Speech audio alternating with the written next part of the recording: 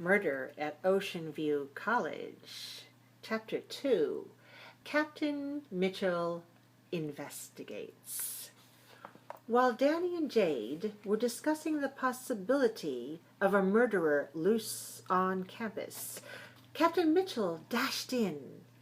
They turned their heads at the same time to look up at him.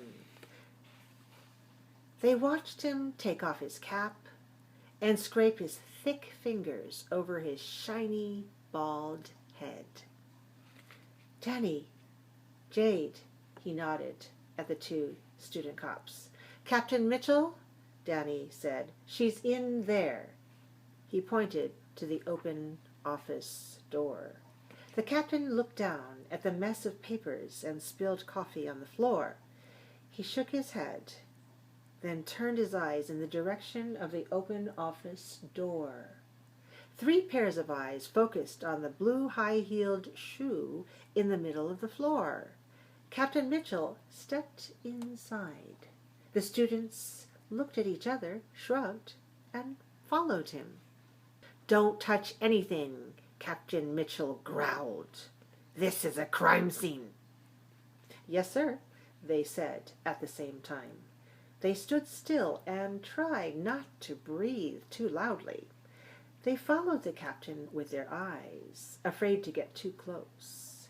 This was, they knew, an opportunity to see an investigation first-hand. Looking at his back, they could see him stiffen when he saw the body. He walked closer. He shook his head. From his hip pocket, he pulled out a pair of thin plastic gloves and put them on. He looked at the teacher's body for a minute before he pushed the hair up from her face and studied it. "It's Ruby," he said in a low voice. Then he cleared his throat and started talking as if to a class of students. "There are no unusual marks on the head or neck area. Blood on the dress looks like a stab wound. It's round, very small, not a knife, more like an ice pick, or maybe a pencil." Jade and Danny were wide-eyed. They looked at each other and whispered, "Pencil?" Captain Mitchell picked up the limp wrist and felt for a pulse. "No pulse. She's dead." He turned to Danny and Jade. "Somebody stabbed her in the heart." Their eyes grew wider, and Jade clutched her hand over her own heart as if she felt the pain of the stab. Captain Mitchell turned away from the body to face the students. His eyes scanned the room quickly. Jade and Danny's eyes followed. They watched him pull a little notepad from his pocket and scribble some notes. Then he moved his eyes slowly around the room. The body was stuffed tightly between a heavy bookcase and a filing cabinet on the north wall of the office. The top drawer of the filing cabinet was open part way. The drawer was filled with manila folders, each one labeled, and a stack of papers with rubber bands around it. On the top of the pile, there was a blue slip stamped with a date and duplicating surfaces. The 5 shelves of the bookcase were all filled. The books were arranged by topic and size. Nothing seemed to be out of place. The bookcase was against the wall and formed a corner with the windows. The windows looked outside onto the new football field. Danny stepped to the window and looked out. There was a ledge all around the building on each floor. The ledge was about 12 inches wide.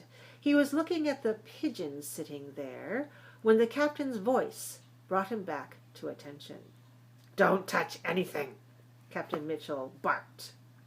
"Just looking out the window, didn't touch anything," Danny replied, and raised his hands palms up to show they were empty.